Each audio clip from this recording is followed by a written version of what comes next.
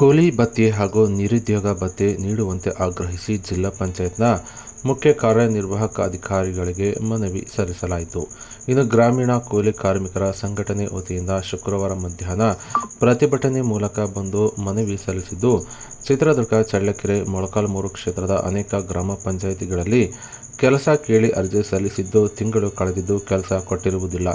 ಇದರಿಂದಾಗಿ ಜೀವನ ನಡೆಸಲು ಸಮಸ್ಯೆ ಉಂಟಾಗುತ್ತಿದ್ದು, ಆದ್ದರಿಂದ ನಿರುದ್ಯೋಗ ಭತ್ಯೆ ಕೊಡುವಂತೆ ಆಗ್ರಹಿಸಿ ಜಿಲ್ಲಾ ಪಂಚಾಯಿತಿ ಕಚೇರಿ ಬಳಿ ಶುಕ್ರವಾರ ಮಧ್ಯಾಹ್ನ 3 ಗಂಟೆಗೆ ಆಗಮಿಸಿದ ಗ್ರಾಮೀಣ ಕೂಲಿ ಕಾರ್ಮಿಕರ ಸಂಘಟನೆಯ ಸದಸ್ಯರು ಜಿಲ್ಲಾ ಪಂಚಾಯತ್ನ ಮುಖ್ಯ ಕಾರ್ಯನಿರ್ವಾಹಕ ಅಧಿಕಾರಿಗಳಿಗೆ ಮನವಿ ಸಲ್ಲಿಸಿದ್ದು, ಶೀಘ್ರ ಜಿಲ್ಲಾ ಪಂಚಾಯಿತಿ ನಮಗೆ ಕೆಲಸ ಕೊಡಬೇಕು, ಇಲ್ಲವಾದಲ್ಲಿ ಕೂಲಿ ಭತ್ಯೆ ಅಥವಾ ನಿರುದ್ಯೋಗ ಭತ್ಯೆ ಕೊಡುವಂತೆ ಆಗ್ರಹಿಸಿ ಮನವಿಯನ್ನು ಸಲ್ಲಿಸಲಾಯಿತು.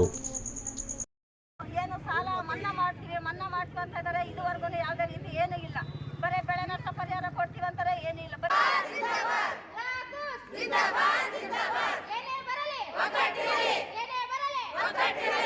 ಬೇಕೇ ಬೇಕು.